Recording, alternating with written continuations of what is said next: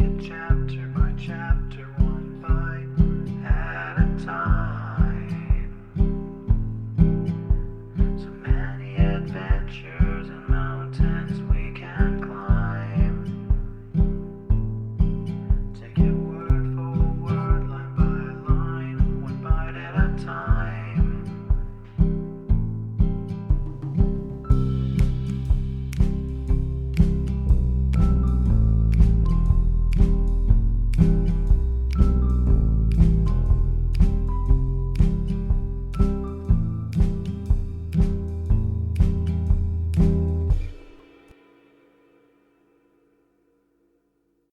Welcome to Bite at a Time Books, where we read you your favorite classics one bite at a time.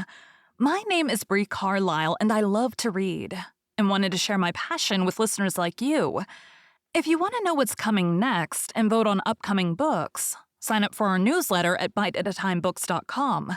You'll also find our new t-shirts in the shop, including podcast shirts and quote shirts from your favorite classic novels. Be sure to follow my show on your favorite podcast platform so you get all the new episodes. You can find most of our links in the show notes. But also our website, biteatatimebooks.com, includes all of the links for our show, including to our Patreon to support the show, and YouTube, where we have special behind the narration of the episodes. We're part of the Bite at a Time Books Productions Network. If you'd also like to hear what inspired your favorite classic authors to write their novels, and what was going on in the world at the time, check out the Bite at a Time Books Behind the Story podcast, wherever you listen to podcasts. Please note, while we try to keep the text as close to the original as possible, some words have been changed to honor the marginalized communities who've identified the words as harmful, and to stay in alignment with Bite at a Time Books' brand values. Today we'll be continuing Adventures of Huckleberry Finn by Mark Twain. Chapter 17.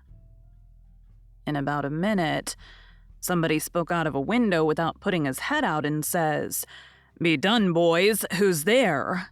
I says, "It's me." "Who's me?" "George Jackson, sir." "What do you want?" "I don't want nothing, sir. I only want to go along by, but the dogs won't let me."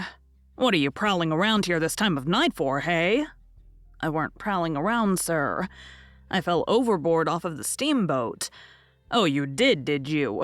Strike a light there, somebody. What did you say your name was?" "George Jackson, sir. I'm only a boy." "Look here, if you're telling the truth, you needn't be afraid. Nobody'll hurt you. But don't try to budge. Stand right where you are. Rouse out Bob and Tom, some of you, and fetch the guns. George Jackson, is there anybody with you?" "No, sir, nobody." I heard the people stirring around in the house now and see a light. The man sung out, "Snatch that light away, Betsy, you old fool. Ain't you got any sense? Put it on the floor behind the front door. Bob, if you and Tom are ready, take your places." "All ready." "Now, George Jackson, do you know the Shepherdsons?" "No, sir, I never heard of them." "Well, that may be so, and it mayn't. Now, all ready? Step forward, George Jackson. And mind you, don't hurry. Come mighty slow. If there's anybody with you, let them keep back.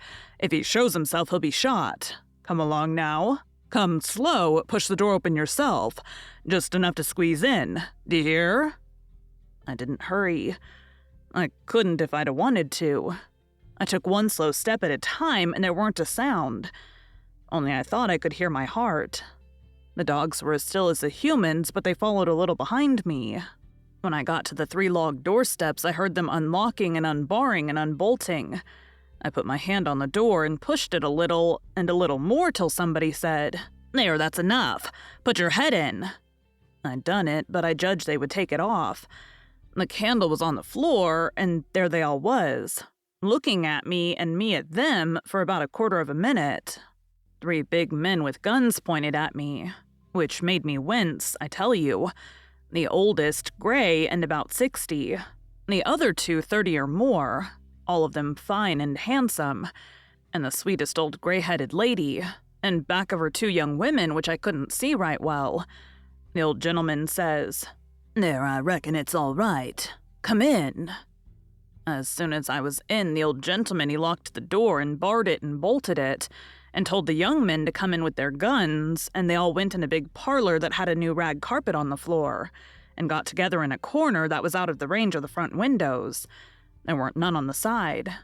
They held the candle and took a good look at me and all said, "Why, he ain't a shepherdson. No, there ain't any shepherdson about him."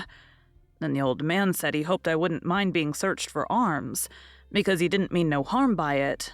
It was only to make sure. So he didn't pry into my pockets, but only felt outside with his hands, and said it was all right. He told me to make myself easy and at home and tell all about myself. But the old lady says, "Why, bless you, Saul. The poor thing's as wet as he can be. And don't you reckon it may be he's hungry?" "True for you, Rachel, I forgot." So the old lady says, "Betsy," this was a servant woman, "you fly around and get him something to eat as quick as you can, poor thing. And one of you girls go and wake up Buck and tell him. Oh, here he is himself. Buck, take this little stranger and get the wet clothes off from him and dress him up in some of yours that's dry." Buck looked about as old as me, 13 or 14 or along there, though he was a little bigger than me. He hadn't on anything but a shirt, and he was very frowsy-headed. He came in gaping and digging one fist into his eyes, and he was dragging a gun along with the other one. He says, "Ain't they no shepherdsons around?" They said no, 'twas a false alarm. "Well," he says, "if they'd have been some, I reckon I'd have got one." They all laughed, and Bob says, "Why, Buck, they might have scalped us all, you've been so slow in coming." "Well, nobody come after me, and it ain't right I'm always kept down. I don't get no show." "Never mind, Buck, my boy," says the old man. "You'll have show enough, all in good time. Don't you fret about that. Go 'long with you now and do as your mother told you." When we got upstairs to his room, he got me a coarse shirt and a roundabout and pants of his, and I put them on. While I was at it, he asked me what my name was. But before I could tell him, he started to tell me about a blue jay and a young rabbit he had catched in the woods day before yesterday. And he asked me where Moses was when the candle went out. I said I didn't know. I hadn't heard about it before, no way. "Well, guess," he says. "How am I going to guess?" says I, "when I never heard tell of it before." "But you can guess, can't you? It's just as easy." "Which candle?" I says. "Why, any candle," he says. "I don't know where he was," says I. "Where was he?" "Why, he was in the dark, that's where he was." "Well, if you knowed where he was, what did you ask me for?" "Why, blame it, it's a riddle, don't you see? Say, how long are you going to stay here? You gotta stay always. We can just have booming times. They don't have no school now. Do you own a dog? I've got a dog, and he'll go in the river and bring out chips that you throw in. Do you like to comb up on Sundays and all that kind of foolishness? You bet I don't, but Ma, she makes me. Confound these old britches, I reckon I'd better put 'em on, but I'd rather not, it's so warm. Are you all ready? All right, come on, old hoss." Cold corn pone, cold corned beef, butter and buttermilk. That is what they had for me down there, and there ain't nothing better than ever I've come across yet. Buck and his ma and all of them smoked cob pipes except the servant woman, which was gone, and the 2 young women. They all smoked and talked, and I eat and talked. The young women had quilts around them, and their hair down their backs. They all asked me questions, and I told them how Pap and me and all the family was living on a little farm down at the bottom of Arkansas, and my sister Mary Ann run off and got married and was never heard of no more. And Bill went to hunt them, and he weren't heard of no more. And Tom and Mort died, and then there weren't nobody but just me and Pap left, and he was just trimmed down to nothing on account of his troubles. So when he died, I took what there was left because the farm didn't belong to us, and started up the river, deck passage, and fell overboard, and that was how I come to be here. So they said I could have a home there as long as I wanted it. Then it was most daylight, and everybody went to bed. And I went to bed with Buck. And when I waked up in the morning, drat it all, I had forgot what my name was. So I laid there about an hour, trying to think. And when Buck waked up, I says, "Can you spell, Buck?" "Yes," he says. "I bet you can't spell my name," says I. "I bet you what you dare I can," says he. "All right," says I. "Go ahead." Georgejackson. There now, he says. "Well," says I, "you done it, but I didn't think you could. It ain't no slouch of a name to spell right off without studying." I set it down private because somebody might want me to spell it next, and so I wanted to be handy with it and rattle it off like I was used to it. It was a mighty nice family, and a mighty nice house, too. I hadn't seen no house out in the country before that was so nice and had so much style. It didn't have an iron latch on the front door, nor a wooden one with a buckskin string, but a brass knob to turn, the same as houses in town. There weren't no bed in the parlor, nor a sign of a bed, but heaps of parlors in towns had beds in them. There was a big fireplace that was bricked on the bottom, and the bricks was kept clean and red by pouring water on them and scrubbing them with another brick. Sometimes they washed them over with red water paint that they call Spanish brown, same as they do in town. They had big brass dog irons that could hold up a saw log. There was a clock on the middle of the mantelpiece with a picture of a town painted on the bottom half of the glass front, and a round place in the middle of it for the sun, and you could see the pendulum swinging behind it.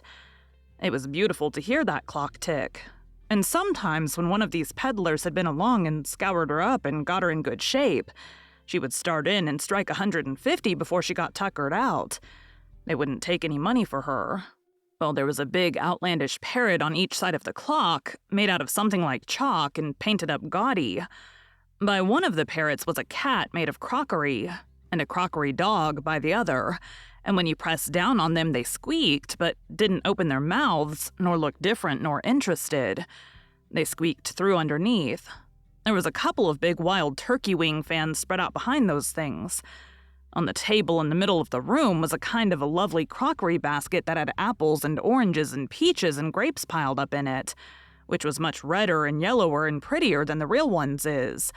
But they weren't real, because you could see where pieces had got chipped off and showed the white chalk or whatever it was underneath.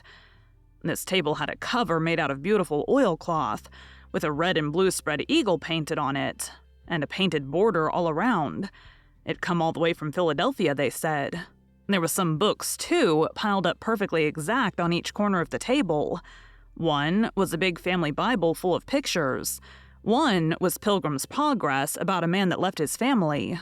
It didn't say why. I read considerable in it now and then. The statements was interesting but tough. Another was Friendship's Offering, full of beautiful stuff and poetry, but I didn't read the poetry. Another was Henry Clay's speeches. And another was Dr. Gunn's Family Medicine, which told you all about what to do if a body was sick or dead. There was a hymn book, and a lot of other books, and there was nice split-bottom chairs and perfectly sound, too, not bagged down in the middle and busted like an old basket. They had pictures hung on the walls, mainly Washingtons and Lafayettes and battles and Highland Marys, and one called Signing the Declaration. There was some that they called crowns, which one of the daughters which was dead made her own self when she was only 15 years old. They was different from any pictures I ever see before. Blacker, mostly, than is common. One was a woman in a slim black dress, belted small under the armpits, with bulges like a cabbage in the middle of the sleeves, and a large black scoop shovel bonnet with a black veil, and white slim ankles crossed about with black tape, and very wee black slippers like a chisel. And she was leaning pensive on a tombstone on her right elbow under a weeping willow, and her other hand hanging down her side holding a white handkerchief and a reticule, and underneath the picture it said, "Shall I never see thee more, alas?" Another one was a young lady with her hair all combed up straight to the top of her head, and knotted there in front of a comb like a chair back, and she was crying into a handkerchief and had a dead bird laying on its back in her other hand with its heels up, and underneath the picture it said, "I shall never hear thy sweet chirrup more, alas." There was one where a young lady was at a window looking up at the moon, and tears running down her cheeks, and she had an open letter in one hand with black sealing wax showing on one edge of it, and she was mashing a locket with a chain to it against her mouth, and underneath the picture it said, "And art thou gone? Yes, thou art gone, alas." These was all nice pictures, I reckon, but I didn't somehow seem to take to them because if ever I was down a little, they always give me the fan tods. Everybody was sorry she died, because she had laid out a lot more of these pictures to do, and a body could see by what she had done what they had lost. But I reckoned that with her disposition, she was having a better time in the graveyard. She was at work on what they said was her greatest picture when she took sick, and every day and every night it was her prayer to be allowed to live till she got it done. But she never got the chance. It was a picture of a young woman in a long white gown, standing on the rail of a bridge all ready to jump off, with her hair all down her back and looking up to the moon with the tears running down her face. And she had 2 arms folded across her breast, and 2 arms stretched out in front, and 2 more reaching up towards the moon. And the idea was to see which pair would look best and then scratch out all the other arms. But as I was saying, she died before she got her mind made up, and now they kept this picture over the head of the bed in her room. And every time her birthday come, they hung flowers on it. Other times it was hid with a little curtain. The young woman in the picture had a kind of a nice sweet face, but there was so many arms it made her look too spidery, seemed to me. This young girl kept a scrapbook when she was alive, and used to paste obituaries and accidents and cases of patient suffering in it out of the Presbyterian Observer, and write poetry after them out of her own head. It was very good poetry. This is what she wrote about a boy by the name of Stephen Dowling Botts that fell down a well and was drowned. Ode to Stephen Dowling Botts, deceased. And did young Stephen sicken? And did young Stephen die? And did the sad hearts thicken? And did the mourners cry? No, such was not the fate of young Stephen Dowling Botts. Those sad hearts round him thickened. 'Twas not from sickness shots. No whooping cough did rack his frame, nor measles drear with spots, nor these impaired the sacred name of Stephen Dowling Botts. Despised love struck not with woe that head of curly knots, nor stomach troubles laid him low, young Stephen Dowling Botts. Oh no, then list with tearful eye, whilst I his fate do tell. His soul did from this cold world fly by falling down a well. They got him out and emptied him. Alas, it was too late. His spirit was gone for to sport aloft in the realms of the good and great. If Emmeline Grangerford could make poetry like that before she was 14, there ain't no telling what she could have done by and by. Buck said she could rattle off poetry like nothing. She didn't ever have to stop and think. He said she would slap down a line, and if she couldn't find anything to rhyme with it, would just scratch it out and slap down another one and go ahead. She weren't particular. She could write about anything you choose to give her to write about, just so it was sadful. Every time a man died, or a woman died, or a child died, she would be on hand with her tribute before he was cold. She called them tributes. The neighbors said it was the doctor first, then Emmeline, then the undertaker. The undertaker never got in ahead of Emmeline but once, and then she hung fire on a rhyme for the dead person's name, which was Whistler. She weren't ever the same after that. She never complained, but she kinda pined away and did not live long. Poor thing. Many's the time I made myself go up to the little room that used to be hers and get out her poor old scrapbook and read it when her pictures had been aggravating me, and I'd soured on her a little. I liked all that family, dead ones and all, and weren't going to let anything come between us. Poor Emmeline made poetry about all the dead people when she was alive, and it didn't seem right that there weren't nobody to make some about her now she was gone. So I tried to sweat out a verse or two myself, but I couldn't seem to make it go somehow. They kept Emmeline's room trim and nice and all the things fixed in it just the way she liked to have them when she was alive, and nobody ever slept there. The old lady took care of the room herself, though there was plenty of servants, and she sewed there a good deal and read her Bible there mostly. Well, as I was saying about the parlor, there was beautiful curtains on the windows, white, with pictures painted on them of castles with vines all down the walls, and cattle coming down to drink. There was a little old piano, too, that had tin pans in it, I reckon. And nothing was ever so lovely as to hear the young ladies sing The Last Link is Broken and play the Battle of Prague on it.